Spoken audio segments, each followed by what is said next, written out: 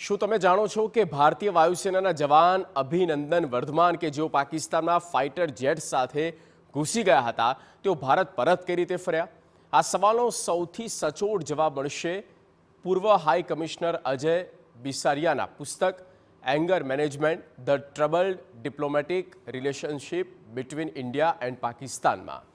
આ પુસ્તકમાં ઉલ્લેખ કરાયો છે કે પાકિસ્તાને અભિનંદનને ઝડપી લીધા પછી ભારતે એક બે નહીં કુલ 9 મિસાઇલ પાકિસ્તાન તરફ ઘુમાવી હતી। એટલું જ નહીં, આ મિસાઇલ્સને પાકિસ્તાન સરહદ નજીક તૈનાત પણ કરી દેવાઈ હતી।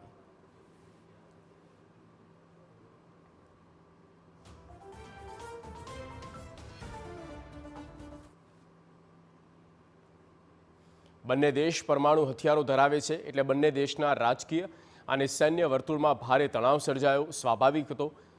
જોકે એ દિવસે ભારત લડી લેવાના મૂડમાં હતું। ભારતની મિસાઇલો તૈનાત થતાં પાકિસ્તાનના વડાપ્રધાન અને સૈન્યના ઇરાદા બદલાઈ ગયા। એ દિવસે મધરાત્રે ઇમરાન ખાન વડાપ્રધાન મોદીને સતત ફોન પણ કરતા રહ્યા। થોડી મિનિટો પહેલાં અક્કડ વલણ દાખવનાર પાકિસ્તાન ગણતરીની ક્ષણોમાં વાતચીત કરવાના અંદાજમાં આવી ગયું હતું।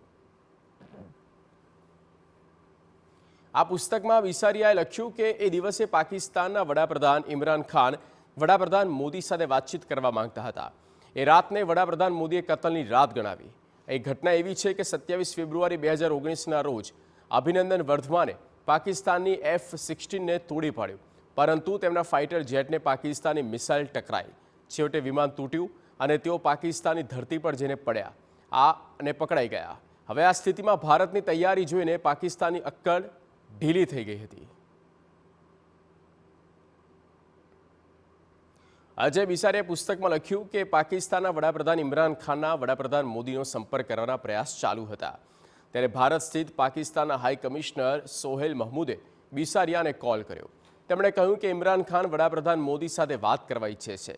પછી મેં દિલ્હી સંપર્ક કર્યો અને પછી મહમૂદને કહ્યું કે વડાપ્રધાન મોદી થોડા કલાકો માટે વાત નહીં કરી શકે। ત્યાર પછી તેમનો ફોન નહોતો આવ્યો।